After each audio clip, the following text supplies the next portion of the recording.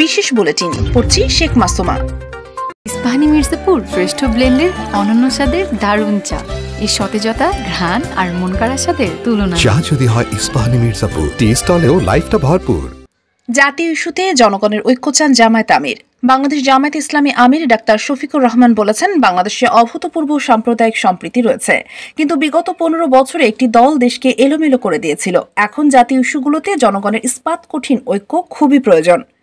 আজ সকালে খুলনার ইস্টার্ন জুট মিল শ্রমিক ময়দানে আয়োজিত কর্মী সম্মেলনের প্রধান অতিথির বক্তব্যে এসব কথা বলেন তিনি।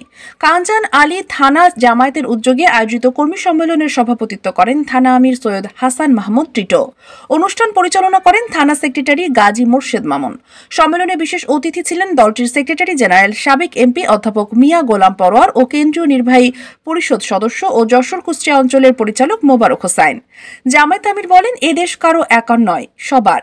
দেশ এখনো 15 বছরের জঞ্জাল মুক্ত হয়নি, তাই সকলের ঐক্যবদ্ধ প্রয়াসের মধ্য দিয়ে দেশকে এগিয়ে নিয়ে যেতে হবে। মর্যাদাশীল দেশ গড়ার কাজে সকলকে এগিয়ে আসতে হবে। বড় নির্ভরশীল নয়, কৃষি ও শিল্পকে গুরুত্ব দিয়ে দেশ গড়া প্রয়োজন। প্রভু নয়, বন্ধু প্রতিবেশী রাষ্ট্র চাই। উল্লেখ করে শফিকুর রহমান বলেন, কোনো আগ্রাসী হাত আমরা দেখতে চাই না। জামায়াত আমির আরও বলেন, আওয়ামী লীগ দেশের দুটি দেশপ্রেমিক সংস্থাকে ধ্বংস করে দেয়। প্রথমে তারা দেশপ্রেমিক সেনাবাহিনী ও বিডিআর বিদ্রোহের নামে 57 জন চৌক্ষ সেনা কর্মকর্তাকে হত্যা করে। এরপর জামায়াতের শীর্ষ নেতাদের ফাঁসি দিয়ে ও কারাগারে রেখে তিলে তিলে হত্যা করে। কিন্তু তাদের সে অত্যাচার নির্যাতনের জবাব এদেশের শান্তিকামী ছাত্র জনতা জুলাই আগস্টের গণ অভ্যুত্থানের মাধ্যমে দিয়েছে। এটিভি সংবাদের সাথে থাকার জন্য ধন্যবাদ সবাইকে।